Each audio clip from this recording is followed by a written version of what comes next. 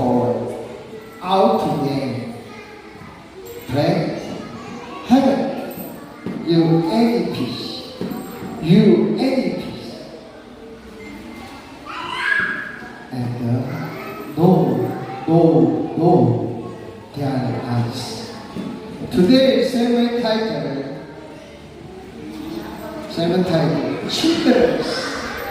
Children, do you have any peace? Do you have any peace? 얘들아, 너에게 고기가 있느냐? Jesus said, Children, do you have any peace? So, papaganda po natin ngayon ay ang tanong, anak, meron ka bang nahuling isda? Today's message is about the disciples return to heaven and world, experiencing the salvation, and then return to peace. Okay, ang ating pong pag-aaralan ngayon ay patungkol sa mga disipulo ng Panginoon na minsan ay nakaranas ng milagro ng Diyos, pero bumalik pa rin sila sa pangingisda. 오늘의 말씀은 현대 세상으로 다시 돌아온 제자들이 부활에 대한 경험을 체험하고 다시 세계의 터전으로 돌아온 고기잡이 그 이야기를 우리 성도들에게 나누려고 합니다. One of these I find most reading the Bible in the best of today's text. Okay, isa po sa pinaka-nagpapasa sa utak ko ay yung Biblia, yung talata na binasa ko ngayong araw. The disciples explains the reverse, the return to peace. Ang mga disipulo ng Panginoon ay nakaranas ng muling pagkabuhay ng Panginoon, pero bumalik pa rin sila sa pangingisda. You understand? Naintindihan niyo daw po? Okay, I ask this could be introduced to meaning in the living horse. You dead important. Do you agree? Okay, so, ano daw po, ito bibigyan ng kahulugan. Di po ba na para sa isang tao ay nakalagaan ng buhay? Di po ba? Following the Lord was the meeting them New Galilee. The disciples returned to Galilee. But once they are alive, they completely forgot about Him. Okay. Ang mga ito ay sumunod sa Panginoon doon po sa lugar ng Galilea. Nakita nila ang Panginoon doon sa Galilea, pero ganun pa man, nakalimutan po kaagad nila ang Panginoon. 갈릴리에 만나자고 하는 주님의 말씀에 따라서 제자들이 갈릴리에 다시 돌아옵니다. 갈릴리 도착하고 주께서 말씀하신 것을 제자에게 말씀한 게 아마당이 다 까먹어버린 제자에게 모습을 지금 설명하고 있습니다. Forget even the real religious sport to theirs. They are had out to the sea to the Galilee to fish. Okay. So nakalimutan po nila ang lahat na dapat hindi at sila po ay pumunta sa dagat ng Galilea para mangisda. Praise the Lord, praise the Lord. You are there in the pouring to cast there's a net. Sa kabila ng pagpapakita ng Panginoon sa kanila doon sa tabing dagat nung sila po'y nanguhuli ng isda. Praise the Lord, praise the Lord, sure. You do need the pouring to cast there in the net. Now the singer on to those able the quality in your day. Ang Panginoong Kristo po ay nagpakita sa kanyang mga alagad doon po sa tabing lawa nung sila po ay nahuhulog ng kanilang mga lambat, pero ganun pa man wala pa rin po silang nakuha at isa po sa kanilang kasama ang nakakilala sa ating Panginoon. 그들이 세금을 던지는 그 바닷가에는 항상 주님이 항상 함께 계신 것을 있다는 것도 있음에도 불구하고 제자들 중에서는 딱 한 사람도 우리 주님을 있다는 것을 인식하지 못하는 그 삶을 좀 설명을 하고 있습니다. 대학로의 pro-operation with their either living at their whole history. At sa araw po ito, ang kanilang buhay po ay okupado ng kanilang paghahanap buhay. 그들은 늘 그렇게 자기에게 힘들만 그렇게 집착하고 있는 모습을 봅니다. But it's in the 24.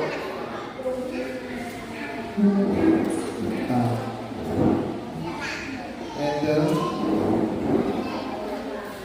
The case there, Lord, well, countless time on the line, but the conflict in the spirit of peace. Sa kabila po ng kanilang pagsusumika, paghihirap, ng paulit-ulit na paglalagdag ng kanilang lapat, wala pa rin po silang nakuha kahit isa. But didn't really know he was warring with the dead. At hindi po nila maintindihan ano ba ang problema, ano ba nangyayari? The Lord just making into the case, empty the dead, over and over again, without any beliefs. And heart still behind, make sure that you still the empty hand. Paulit-ulit po nilang inilaglag ang kanilang mga lapat, pero wala pa rin po silang nakuha kahit po sila'y pagod na, sila pa rin po ay walang nakuha. 밤새도록 수없이 그분을 땡겼지만 한 마리의 물고기를 잡지 못합니다. 자기들이 무엇인지 잘못되어 있는 것들을 모르고 있는 제자의 그 모습을 안타까워하는 예수님의 모습을 보입니다. 그들은 아무런 의미 없이 빈구멍만 기계적으로 반복적으로 던지고 있는 뿐입니다. 지칠 대로 지친 제자들 여전히 그물과 손에는 한 마리의 물고기도 없는 빈손이라는 말씀을 드렸습니다. Have you even experienced something like this in your life? Kung ikaw daw kaya ang makakaranas ng ganito, anong nararamdaman mo? Have you even staged to live life your part of your one's idea towards the Lord, only believing that you will say every difficult moment? Naranasan niyo na po ba ang ganitong buhay? Na kahit anong pagsusumikan mo, ginawa mo na lahat, wala pa rin, kahit iba mong kasama mo ang Diyos? What was outcome each time? The outcome with the prophet always, even without the asking. At ang kalalabasan po nito ay natural lang din po na wala talaga. Kahit naman paulit-ulit ka ng tanong. 힘들고 어려운 순간마다 나와 늘 함께 하시는 주님이 계심에도 불구하고 우리들의 삶은 우리의 방식대로, 우리가 아는 대로, 우리 지식대로 그렇게 바둑거리고 살아가는 그 모습을 성도들에게 설명을 했습니다. What was the outcome each time? The other will you provide only even without finance. Jesus stayed over there, called out to him the people. Children, have you any peace? Okay. Kaya naman, ang Panginoong Isus po ay tumayo doon sa pampang at tinanong niya ang kanyang mga alagad, mga anak, may nahuli ba kayo? Today I serve with the title, Children, have you any peace? Ito po ang pamagat natin ngayong araw, mga anak, may huli ba kayo? You can experience in the life of cycle. Your father, your family and your heart. So your problem, your children also say, you are wala problem, you are wala problem, maraming pera, something almost enough, like that. You're reading the Bible today. Now in the stubborn place, difficult in the situation we have. Jesus said, children, have you any peace? Children, you have any money? Children, have you any problem? Jesus said, how about your answer? Okay, so sabi po niya, sigurado naranasan niyo rin po ito. Yung bakit po, kahit anong pagsusumika mo, ginawa mo na lahat, pero wala pa rin nangyayari. Kaya ang Panginoon, lumalapit sa atin at tatanong, anak, may pera ka ba? Anak, may problema ka ba? Anak, anong pangangailangan mo? Ang Diyos ay lagi nandyan para sa iyo at sa atin. In this occasion from the Lord, you must not to war. Use only once in the presence. You can't be in the presence of spiritual.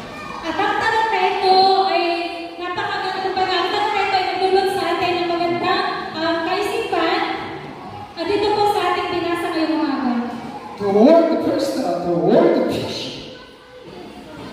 Okay, ang salitang isda, The Greek word of fish is ictus. ang tawag po ng mga Grego sa isda ay ictus.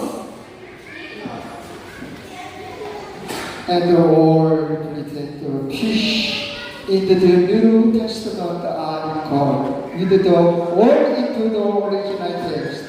However, there is no distinction. The text itself. At ang talatang ito ay naisulat sa aklat ng mga bagong tipan na ito pinakasulat sa original na teksto.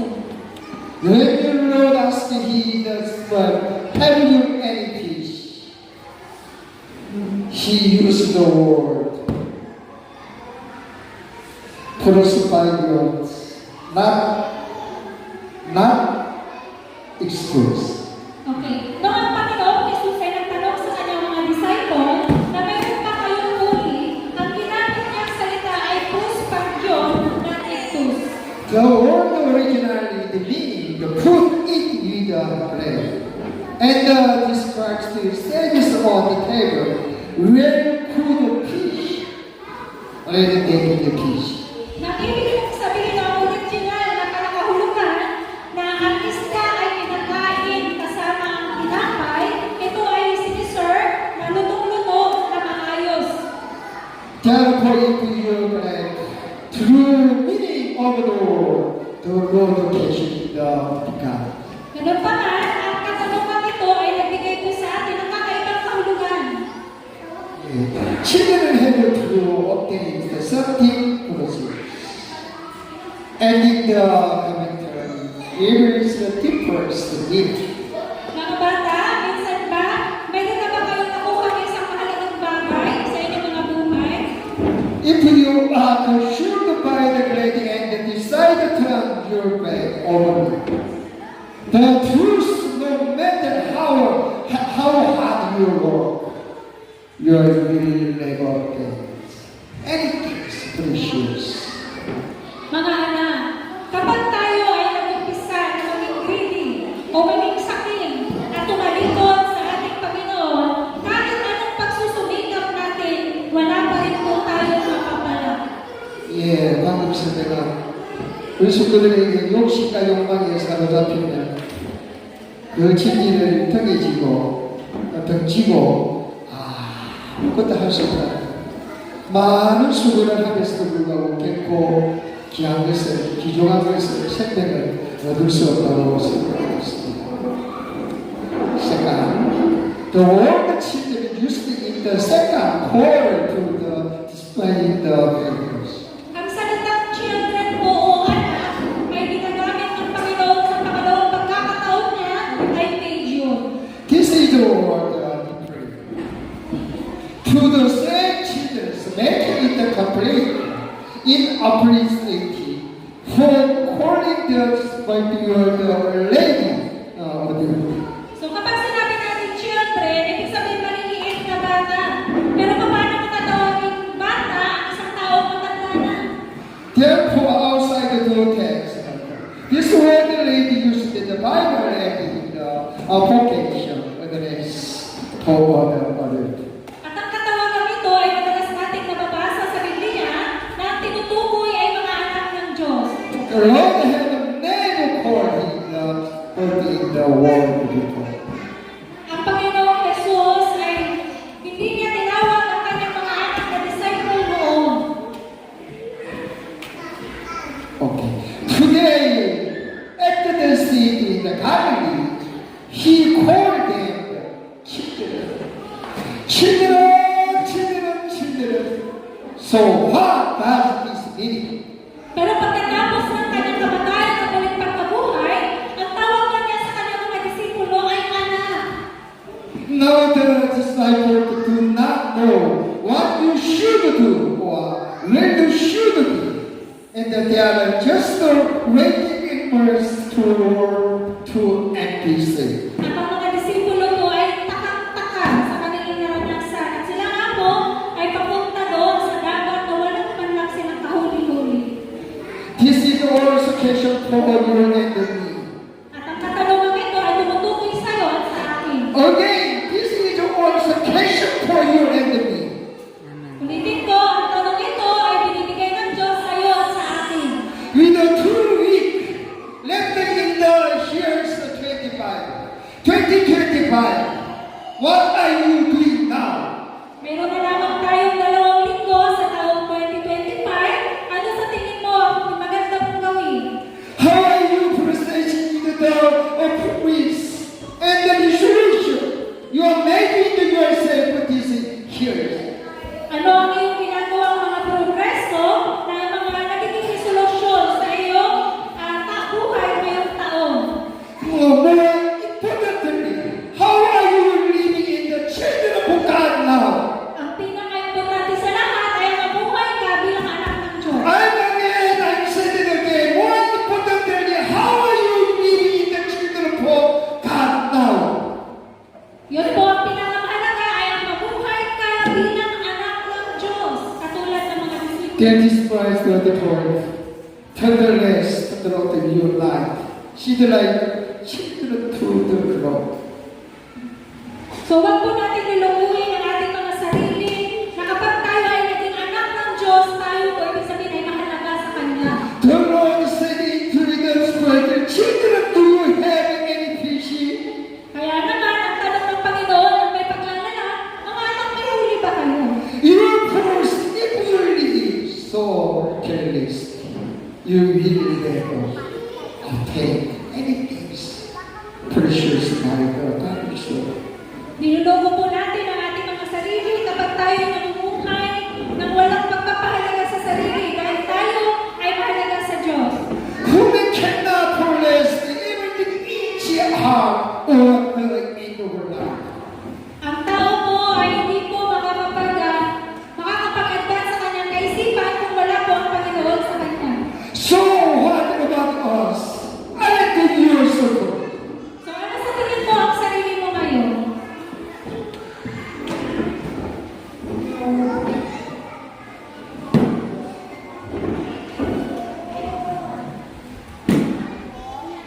Are you Christians or are you displaying the Lord? Why do you hold our hand? Okay. This is the first very true. Okay. So sa tingin mo ba ikaw ay anak ng Diyos na walang kumbaga hindi iniintindi ang sarili? O anak ng Diyos na may pakialam sa Panginoon? 우리는 철부지가 아니라고 우리 성경에 보사는 어린애처럼 이렇게 신앙생활을 하지 말자고 말했습니다. 무엇을 잡으려고 거쳐는 길을 쓰고 올해도 작년에도 또 다가오는 한 해도 아무리 길을 써봐도 하나님 없으면 우리의 스님 없으면 우리 손에 우리 가정에 우리 직장에 아무것도 잡을 수가 없다고 그렇게 설명했습니다. 진정으로 귀한 것들은 예수 그리스도 안에서 그렇게 살아내고 또 한 발자국 먼저 걸어가고 그렇게 살아내는 거라고 말했습니다. 그 위에는 다만 바꾸고 공부한 거라고 그렇게 생각했습니다.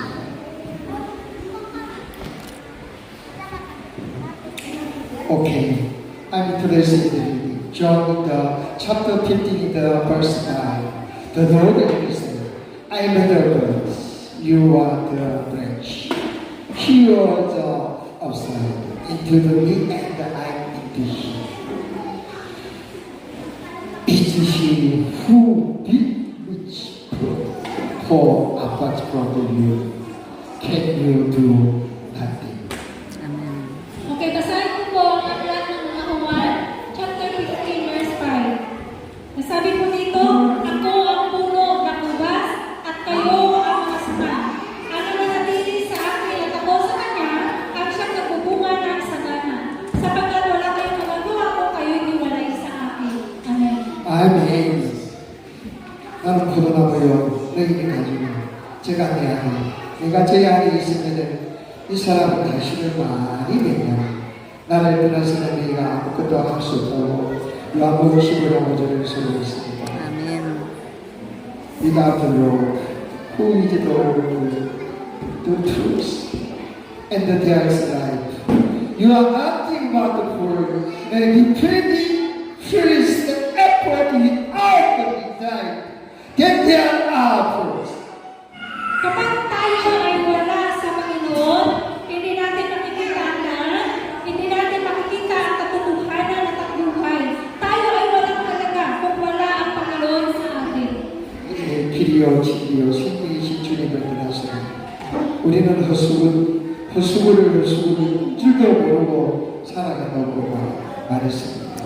헛됨을 반복하고 그래서 아이들처럼 철부시 집 밖에 가고 설명을 했습니다. In the age, like in the distant, our boat in the empty. Sa huli, kapag wala ang Panginoon sa atin, tayo ay maging katulad sa mga disipulo na walang laman. I need to read the one story. That was the older fisherman living also almost in the Cuba. Meron daw pong isang kwento patungkol sa matandang maging isda na nakatira sa coast ng Cuba. One day he went out to see the fish, but suddenly he could not catch the single fish. Isang araw siya po ay namangka, pero sa buong panghapon wala rin po siya nakuha. One day, 2 days, 10 days, 10 days, full, and 3 days, days of days, and he in the hand yours is the empty. Siya po ay nag-isda ng isa, dalawa, tatlo, apat, 10 araw, 20 araw, hanggang sa 83 days, wala pa rin po siyang kuha. Final on the 84 days, he encounters getting the roof of light, strange in the 80 piece after the 3 days, the light almost made him final as it.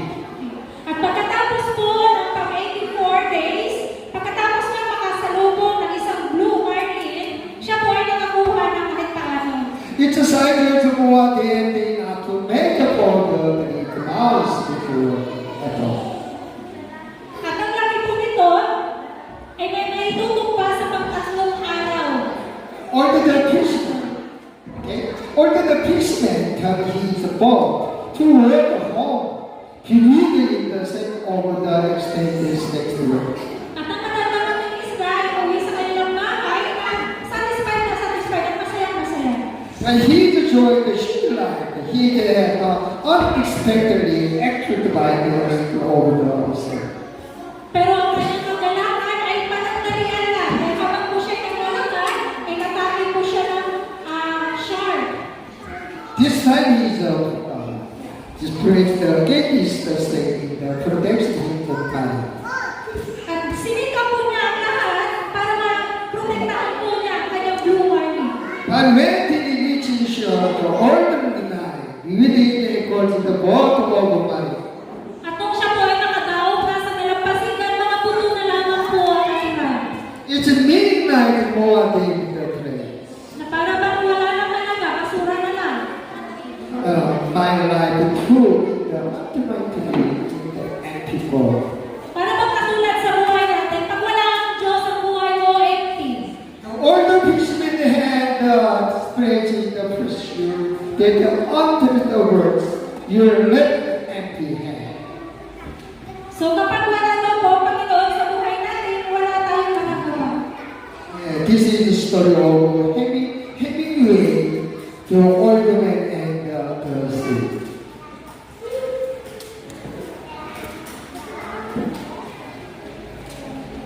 Okay, so, inulit lang pala niya. Okay, so kapag natin po ang Panginoon sa atin, tayo po ay makatulad ng blue marlin na parang basura ang buhay. Okay. This one? Okay. Paul, 84 days, he casts the without the rest. For the 3 days, he is there, and the night he will come. For his life, and after that, he dies.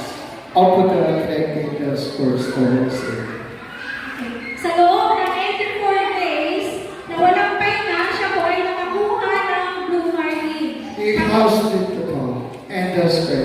Fasting the order fishermen, empty, soulful, and the horse, nothing good. Kaya naman yung mga isdang iyon, dahil kinain niya po ng shark ang kanyang huli, siya po ay naging malungkot at umuwi po sa kanilang tahanan na hindi masaya. Aren't those and the arrows? Ano pa ba ang mga bagay na wala pa sa ating mga kamay ngayon? How about you're living in the 2025? How can? You hold in the hand? Oh, I'm making the design. I'm holding the this inside your heart. Di ba daw po ang ating mga kamay ay pag-aari natin? So paano daw kaya ang pagharap natin sa taon ng 2026? Inside your hand is the money.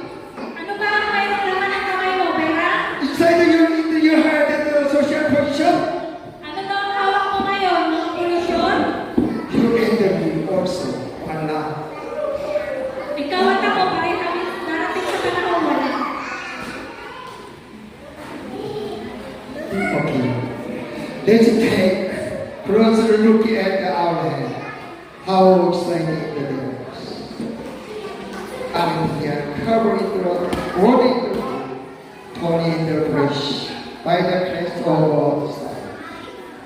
And ask, isn't there nothing too precious? So tingnan daw po natin ang ating mga kamay, ang malapitan. Di ba mukhang pagod na yung ating mga kamay? Nababalutan ng mga sugat, nababalutan din siya ng dugo dahil sa ating mga pagpapagod. Pero di ba, ano nangyari? Wala rin, di ba?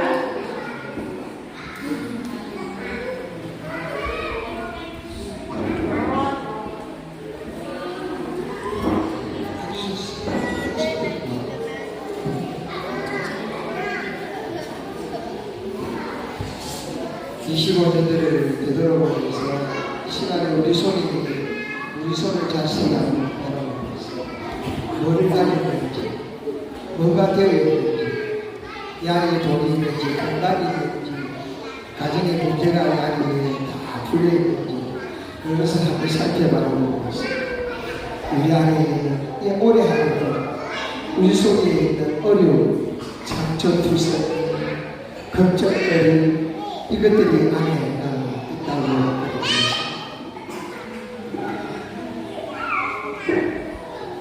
In the content in this, I think there is nothing more than peace over courage that can never be taken you by God.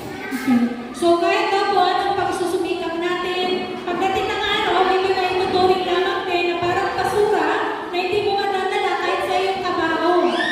If our living ended like this, what could be more miserable? Kung ang buhay natin ay magtatakbo sa ganitong sitwasyon, napakamiserable siguro ng buhay natin.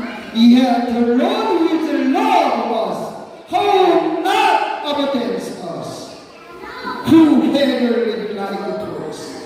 And He come to use this morning. Ask you is this worship service together. Do you have any people? Ang Panginoon po kailanman ay hindi tayo nabandunan. Ikaw ay mahal ng Diyos. Kahit na tayo namumuhay sa parang walang kwentang bagay, tayo po ay dinala ng Diyos sa umagang ito para sumamba na ang tanong ng Panginoon, anak, mayroon ka bang pagkain? Why do you need peace? What do you need to avoid living life back? Let us only because the Lord and the compassion. Nothing more. There is nothing too precious in our hand. Okay, so bakit nga ba kailangan natin ang pananampalataya? Bakit kailangan natin ang Panginoon sa ating mga buhay? Para po i-avoid ang mga sakit na ating nararanasan. Kaya naman, sa harapan ng Diyos, tayo ay lumuhod. Sa harapan ng Panginoon, wala nang ibang mahalaga pa, kundi ang makasama natin ang Panginoon sa ating mga buhay. If there is, it's nothing more than show to use courage. Ang buhay natin ay parang mga basura kung hindi natin kasama ang ating Panginoon.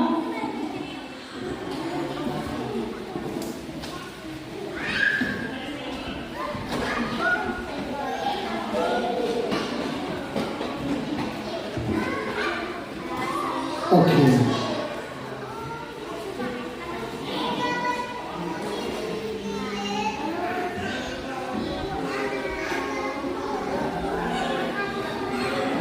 On by the Indians to the truth and the light. Can our wandering handle these heavenly nation? Sa ating paghawak o sa ating paghahawakan sa ating Panginoon, sa Kanya may daan, sa Kanya natin makikita ang katotohanan at ang buhay, doon lamang gagaling ang mga sugat sa ating mga kamay. Only when you hold on to the Lord can ours empty hand. Hold on to and the light things. Truly precious. Nalibang tayo ay nanghahawakan sa ating Panginoon, doon lamang nagkakaroon ng halaga ang mga bagay-bagay. And let our hand our story into the Lord and the fully the hands, our lady and the truth of us. This is the word to acquire you by.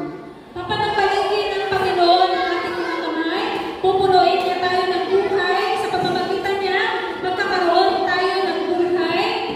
Okay, let's go on. The conclusion to the message. Let us not be like a less children you live in the vital worldly things. Huwag natin tutularan ang mga tao mabubuhay sa mundo na kanilang mga kaisipan na nakatuon sa mga mundong bagay. And let us not divide in the spreading out the family and the worldly things. Huwag na tayo makipag-away pa sa ating mga miyembro sa pamilya o sa mga kasama. And let us lead in the early and one or to our best in our respective position, but let in the first world in the kingdom of God, the glory of God, as our early times in the purpose in the life.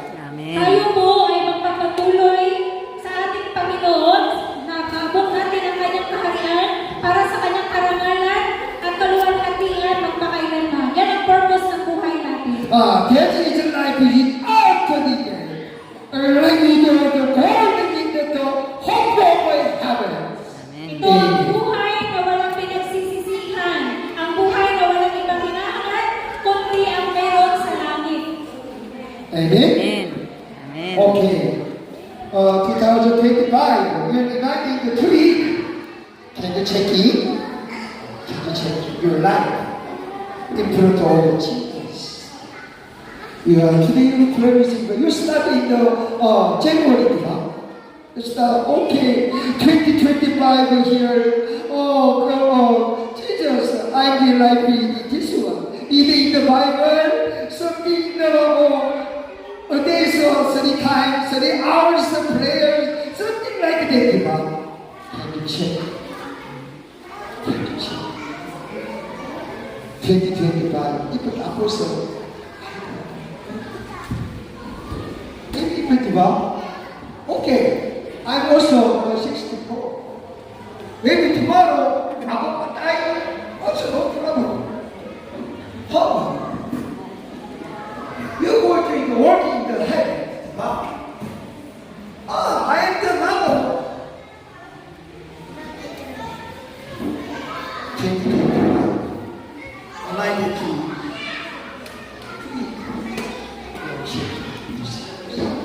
Okay?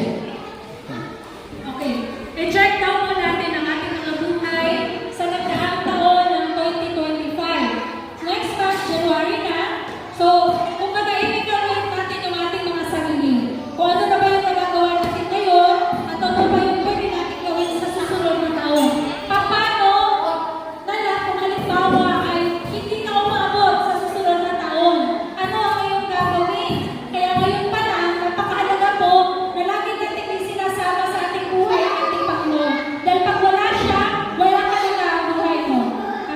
Amen?